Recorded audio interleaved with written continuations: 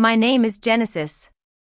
Standing in the small supply room, the warmth of the paper in my hand seemed to burn like a branding iron. The offer letter was addressed to a newbie named Audrey, a fresh 22-year-old graduate from a well-known business school. She was set to start on Wednesday, and the base salary stated in the letter was $95,000. Meanwhile, I'd been making $68,000 for the past 5 years. Just as I was processing this shocking discovery, Ethan walked by. Ethan, 33 years old, had started in the company 2 years before me. He used to be a colleague, but now he was my supervisor. "Looking at other people's business, are we?" he said, with that same cold, matter-of-fact tone as if he were stating the time. I held up the paper. This was in the printer. I didn't go looking for it. He reached out, and I handed it to him. He glanced at it briefly and then looked me in the eye. Problem? She's making $95,000, straight out of college. That's the market rate for new talent. We need to stay competitive. I've been here 9 years, Ethan. I'm making $68,000. Your salary is based on when you started. Times change, Genesis. Market rates changed. Deal with it, he said, folding the offer letter in half. He turned and walked away, leaving me alone with a sea of emotions. I knew for a long time that I was underpaid. I'm from a middle-class family. My parents, hard-working and honest folks, instilled in me the values of loyalty and hard work. Mom was a schoolteacher, always encouraging me to do my best in every job. Dad worked in a factory, and I grew up watching him put in long hours with dedication. I remembered the day I joined the company, 9 years ago. I was 25, fresh out of university, eager to prove myself. The department was just a small team of 8 at that time. Ethan was just another guy in the group, struggling with how to manage multiple tasks and communicate effectively with other departments. One day, during my 3rd month at the job, he asked me, "How do you manage to keep everything in order?" I replied, "I document everything. Not just the tasks, but also who assigned them, when, and the reasons behind them. It simplifies a lot of things." He started taking my advice, and within a few months, he improved significantly. Our former supervisor, Mrs. Thompson, was a strict but fair woman in her late 50s. She noticed Ethan's progress and started giving him bigger projects. Whenever he got stuck, he'd come to me for help. He'd say things like, "I owe you big time," and he must have said it 100 times in those first few years. When Mrs. Thompson retired, Ethan was promoted to supervisor. He told me over lunch before the official announcement, "This won't change our relationship. We still work well together." I genuinely felt happy for him and said, "Congratulations. You've earned it." But things did change. Gradually, his requests became orders. Our collaboration transformed into a one-sided delegation. The IOU turned into "you need to handle this." A year after his promotion, the company hired 3 new employees, Audrey, Mike, and Linda. Ethan asked me to train them, saying, "You're the best person for this. We need them up to speed quickly." I spent countless hours showing them the ropes, sharing everything I'd learned from Mrs. Thompson and my own experiences. 2 years later, Mike was promoted to a senior role. He'd only been with the company for 3 years, while I'd already clocked in 7. I asked Ethan, why wasn't I considered for that position? He said, "You're too valuable where you are. You keep the whole department running. If I move you up, I'll lose that stability." I retorted, "So, I'm being punished for doing my job well?" He replied, "It's not punishment. It's recognition. You're my go-to person." I didn't push the issue, but deep down, I knew it wasn't right. That same year, I asked for a raise. I'd been making $55,000 for 5 years, with only small cost of living increases here and there.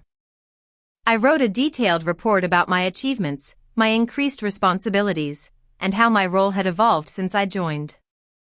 Ethan promised to take it to his manager. 2 weeks later, he came back with news. The budget is tight this year, but I fought for you. I managed to get you a 4% raise. That 4% brought my salary to $57,200. He assured me, next year, we'll revisit this. The following year, I asked again. Same process, same result. A 3% raise, only about $1,716, which brought my salary to $58,916. He claimed it was out of his hands, that senior management set the budget. 2 years ago, Linda was promoted. She too had less experience than me, and I later found out she was making $75,000. I didn't even bother asking Ethan for an explanation. I had a feeling he'd give me the same old excuses. Last year, Mike was promoted again, 2 levels above me.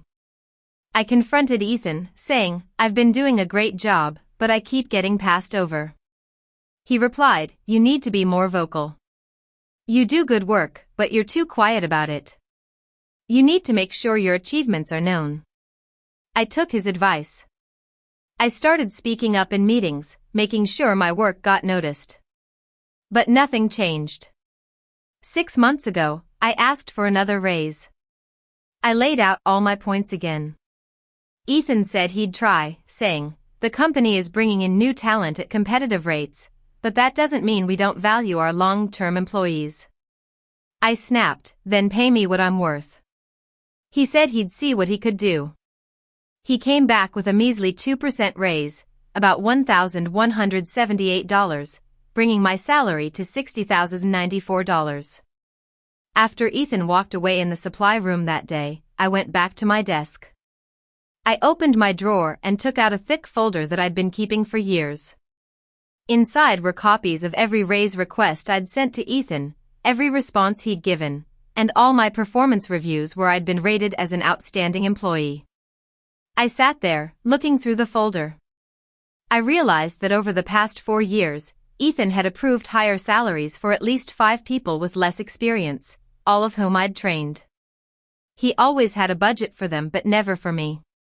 That night at home, I read through the folder slowly, reliving every disappointment. The first year, I'd asked for a merit increase after my annual review. Ethan said the company didn't do off-cycle merit increases but promised to remember it for the next year. In the second year, I got a 3% raise, and when I asked if there could be more due to my increased responsibilities, he said he'd pushed for 5% but could only get 3%. On and on it went.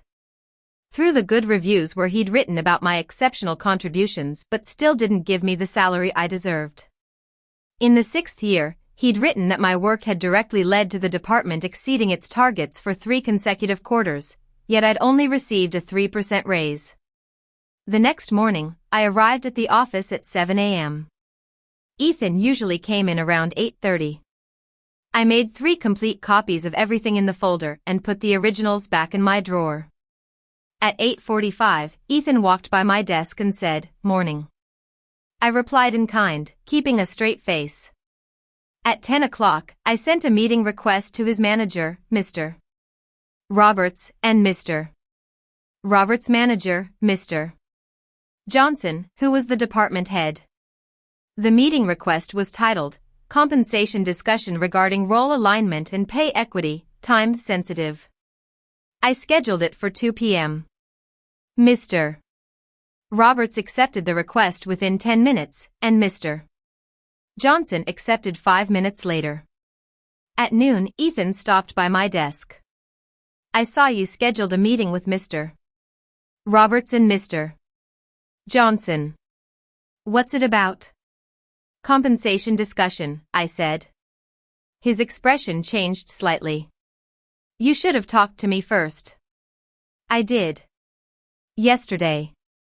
"You told me to deal with it," I retorted. He stammered, "That's not what I meant." "What did you mean then?" I asked. He hesitated for a moment as someone walked by. After they'd passed, he said quietly, "You're going over my head. This makes me look bad. I'm just trying to get paid fairly." You've had 9 years to fix this, I said firmly. He tried to persuade me, we can talk about this. You don't need to involve them. We've been talking for 9 years, Ethan. It's time to talk to the people who can actually make a difference, I replied. He stood there for a while before walking away. At 2 p.m., I went to the meeting room on the 5th floor. It was a small room with a window overlooking the city park, 4 chairs, and a basic table. Mr. Roberts was already there.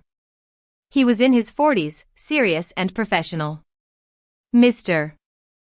Johnson came in a minute later, a wise-looking man in his 60s, who'd been with the company for decades. Thanks for meeting with me, I said.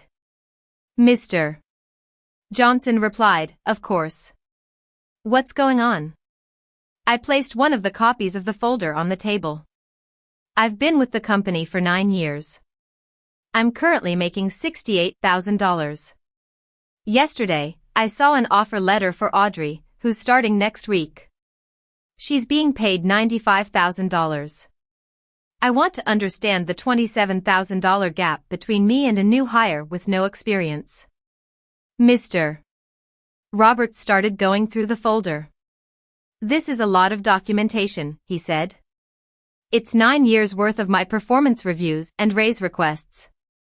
I've kept everything, I explained. Mr. Johnson leaned forward. Walk us through it. I did, page by page, showing them every review where Ethan had praised my work, every time I'd asked for a raise and his responses.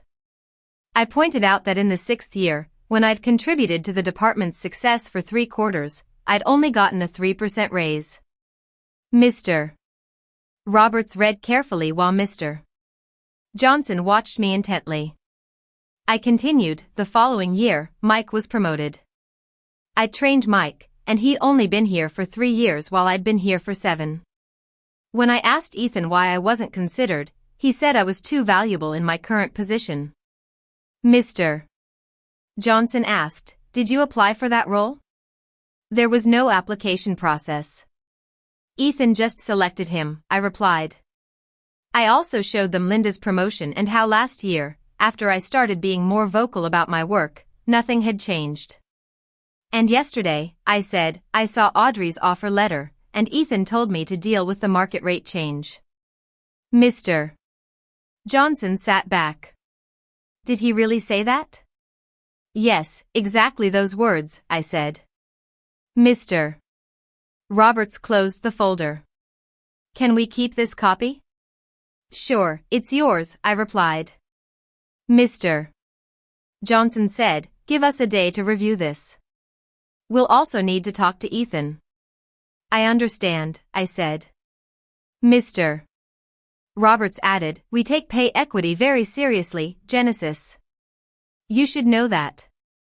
I nodded, feeling a glimmer of hope. The meeting lasted about 20 minutes. When I got back to my desk, Ethan was there.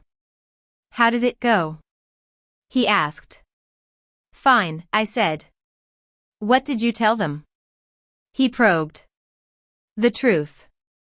That I've been underpaid for 9 years, and you've always said there was nothing you could do while approving higher salaries for less experienced people, I said bluntly. His jaw tightened. That's not fair.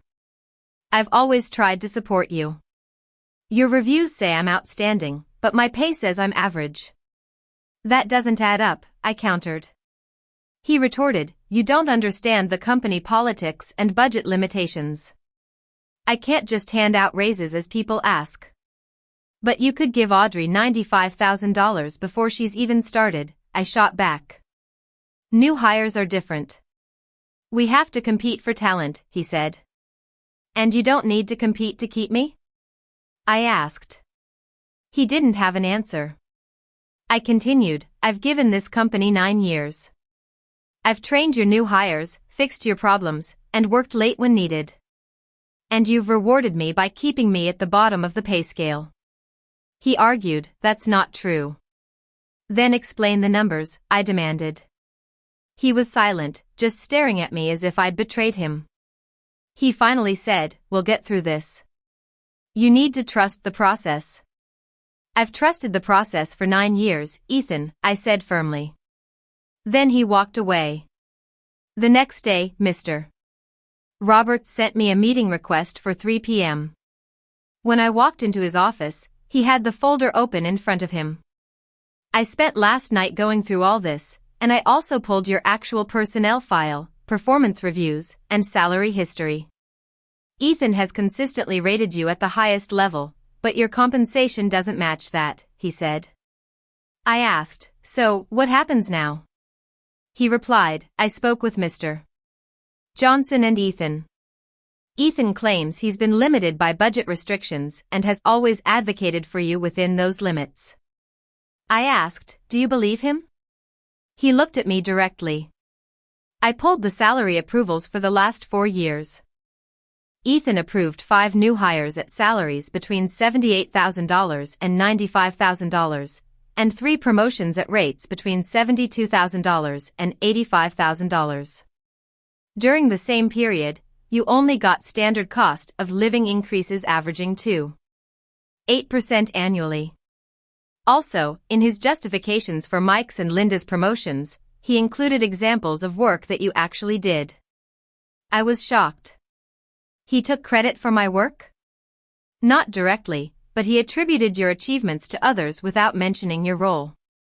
It's a pattern, Mr. Roberts said. He then closed the folder. Here's what we're going to do. We're adjusting your salary to $97,000 effective immediately. That's $2,000 more than Audrey, reflecting your experience. We're also changing your title to senior specialist, which should have happened 3 years ago. I felt a sense of validation. And Ethan? I asked. Ethan is being reassigned. He'll keep his current salary, but he won't have direct reports anymore. He'll be moved to project support work. This will happen by the end of the week. I nodded slowly. Who's taking over the team? We're evaluating candidates, and you're one of them. You don't have to decide right away, he said. I left the meeting with a strange feeling.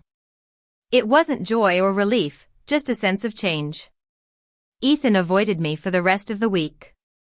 On Friday, there was an announcement about Ethan's reassignment, and Mr. Roberts would be overseeing the team until a permanent replacement was found. The following Monday, Audrey started. She was nervous but eager. I trained her, just like I'd trained everyone else. This time, though, I was making $97,000, and Ethan was sitting 2 rows away, doing entry-level project support. The team noticed the change. 3 days after Ethan's reassignment, Mike asked me in the break room, what happened to Ethan? He got reassigned, I said. But why? He asked. You'd have to ask Mr. Roberts. People are saying I complained, but I just had a conversation about my compensation with the management, I replied. He stirred his coffee slowly. Was it because of Audrey's salary? Partly. I heard she's making $95,000, I said. His expression changed. I'm making $85,000. I didn't know you were making so much less than me. I just assumed you were being paid fairly, he said. Length of service doesn't always guarantee fair pay, I told him. He left after that, looking thoughtful. Linda had a different reaction. She came to my desk that week. I heard about Ethan. Did you really go over his head? I talked to the people who handle compensation. It's the right way to do it, I replied. She shook her head. It feels like you threw him under the bus. He gave me my promotion. I said, I showed them my performance and salary history. If that made him look bad, maybe there was a reason. I trained you, and when you got promoted after 2 years, I'd been here for 7 and was making much less. She didn't have an answer. I'm not saying you don't deserve your position, but I deserved more too, I added. She said, you could have handled it differently. How?